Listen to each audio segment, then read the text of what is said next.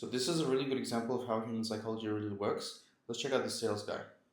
Not too bad. Sorry to trouble you guys. So this is probably one of the only things that he doesn't do well in this video, and that he starts with "sorry to trouble you today." And a lot of salespeople do this. Like they call and they say, "Have I got you at a bad time?" or so on and so forth.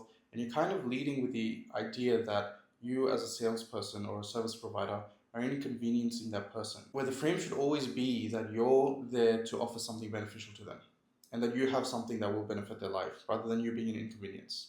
But anyway, let's go ahead. Today, my name's Terence. I'm from a company called Hygiene Hub. We specialize in the supply of nitrile gloves for the automotive industry. So the thing I like about this is he introduces himself, he answers why he's there, and he gives a premonition of his product, all within about 3 or 4 seconds. So immediately the customer has 3 or 4 data points answering these key questions for this conversation, which is really good. Sometimes you have to be careful with how fast you do that or how much you unload onto someone, but I think this is done with the right balance in this case. Can I show you a quick sample? Yeah. Perfect. Another amazing thing he does in this, and he does this a few times throughout the video, he asks the client, "Can I show you a quick sample?" So he delivers the first 3, 4 data points, and then he quickly rounds out with, "Can I show you a quick sample?" And the client straight away says yes. This is powerful because in the first 3 seconds, it turns from him offering information and pushing it from his side to the client then inviting him and saying, "Yes, I want to see more of this product." And you'll see throughout he keeps doing this trick. Your name? Steve. Nice to meet you, Steve. Yeah. I won't take up too much of your time. So they're about 2 to 3 times thicker than normal gloves. They're also diamond textured as well. So when it's oily and greasy, you can grip on your tools and parts a lot better. More than welcome to try them on. So again, another great thing this person does is that he does list the features of the gloves. So he says they're nitrile gloves and they're thicker texture or whatever they are. But then he converts that and translates that into real world benefits. Namely, when it is oily and greasy, they can grip the tools a lot better. So he translates that into a real world benefit. And then again, he does the same thing and offers control back to the client and says, "If you want, you can try them on." And within a split second, that's exactly what the guy does. Again, so now the guy is in control and feels comfortable with this salesperson. And that there is a really niche understanding. In any line of sales, you really want the client to feel like they have control. So constantly as a salesperson, you're giving up control of their journey or situation to where the client believes that they're leading this interaction. That is no longer you pushing things, it is actually them leading the interaction. No nitrile glove can really be razor blade proof, but they're extremely resistant.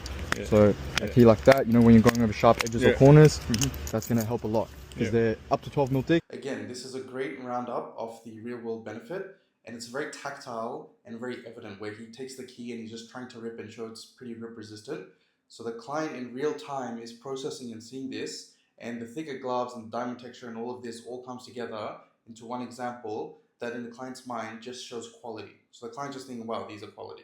It's actually my own business. I've developed one of the thickest and strongest nitrile gloves you can find in Australia. Yeah, right. Yes. Cool. So this is the key turning point in the interaction. The guys deliver the features, the benefits, given a quick demo, all in about 30 to 40 seconds, and then he shuts up. And now the client has asked the key question, "How much is this worth?"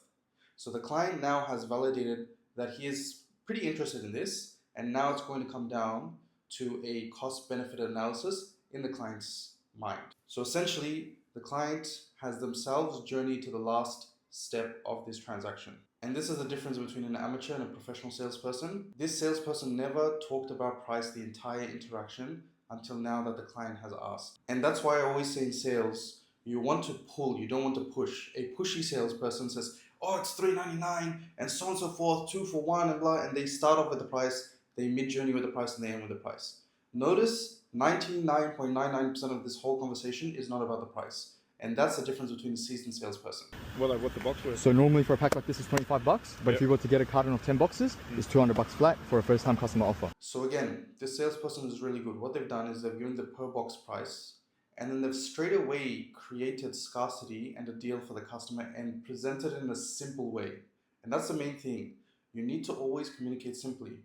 It's $25 a box, but you're a first time customer, so I'm going to do $200 for you. And straight away with this, in the split second, the client kind of has subtly given a positive cue and said, "Oh, okay, you're right." Yeah, right. Yes. 200, yeah. That's it. Flat, including GST, and I'll send you the invoice later tonight. So now we're at the final part. The client says $200, right?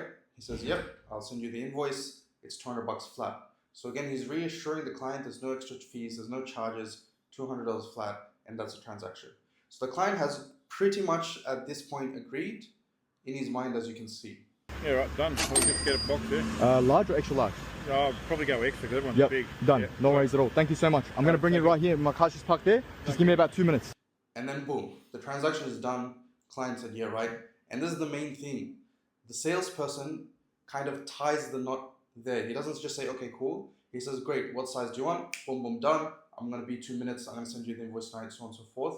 So now, even though no gloves were handed, no invoice was sent, in the client's mind, it seems like the commitment is done, the transaction is done, and it's just a clean exit. And lastly, you can see that this is all pulled off in about 45 or 50 seconds, all of this sales psychology. So obviously this person has done quite a few pitches and he's developed it. And this is the key thing. This is after a lot of repetition. It's not something that is done the first or second time. Obviously he's got the sales skills to back it up. But in terms of being this slick, and I don't like to use that word in sales, but in sales you want to be slick, you want to be smooth, he's nailed it. So you might do it, you might sound awkward the first 30 or 40 times, but eventually this is what you want to build towards. So great job to this guy.